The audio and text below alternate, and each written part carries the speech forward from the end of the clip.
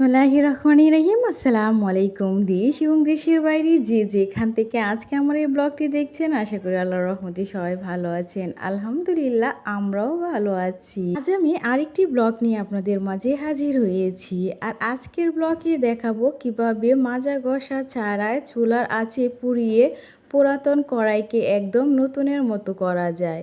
তো তার জন্য এখানে আমি একটি পুরাতন কড়াই নিয়েছি। নিয়ে এখন একটি চুলাতে বসিয়ে ফুল গ্যাসে কড়াইটাকে এখন আমি পুড়িয়ে নিচ্ছি। তো তার জন্যে আমি বেশ কিছুক্ষণ অপেক্ষা করব। তো কিছুক্ষণ অপেক্ষা করার পর দেখতেই পাচ্ছেন মাঝখানের অংশটা একদম সাদা হয়ে গিয়েছে। তো এখন আমি সাইডে একটু ঘুরিয়ে দিয়েছিলাম, তারপরে সাইডের অংশটাও দেখতেই পাচ্ছেন পরিষ্কার হয়ে গিয়েছে।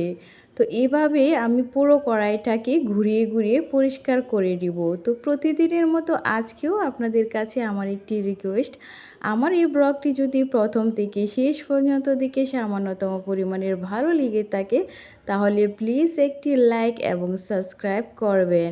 আর কমেন্ট বক্সে অবশ্যই আপনাদের মূল্যবান মতামতটি জানিয়ে আমার পাশেই থাকবেন। তো এভাবে ঘুরিয়ে ঘুরিয়ে পুরো কড়াইটাকে আমি চুলার আঁচে পুড়িয়ে পরিষ্কার করে নিয়েছি। তো খুবই সহজে এই কড়াইটা পরিষ্কার হয়ে গিয়েছে, দেখতেই পারছেন। এখন আমি গরম থাকা অবস্থায় কড়াইটাকে একটি মাজনি দিয়ে মেজে নিব। এতে করে সহজে তিলতিলে ভাব চলে আসে কড়াইয়ের মধ্যে। আর যদি কড়াইটা ঠান্ডা হয়ে যায় তারপরে মাজলে কড়াইয়ের মধ্যে একটি কষকষা ভাব থেকে যায়। তো তার জন্যে আমি গরম অবস্থায় কড়াইটাকে মেজে নিচ্ছি। আর দেখতেই পাচ্ছেন মাশাআল্লাহ একদম পরিষ্কার হয়ে গিয়েছে।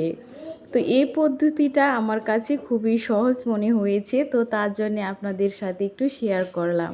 তো আপনারা অবশ্যই বাসায় যদি এরকম পুরাতন কড়াই থাকে তাহলে না ফেলে দিয়ে এভাবে একবার চুলার আঁচে পুড়িয়ে পরিষ্কার করে দেখতে পারেন। আশা করি আপনাদের কাছে এই পদ্ধতিটা কাজে লাগবে। তো দেখতেই পাচ্ছেন কড়াইটি নতুনের মতো ঝকঝকে করছে। তো আজ ব্লগটি এখানেই শেষ করছি। সবাই ভালো থাকবেন, সুস্থ থাকবেন, আমাদের জন্যও দোয়া করবেন। আল্লাহ হাফিজ।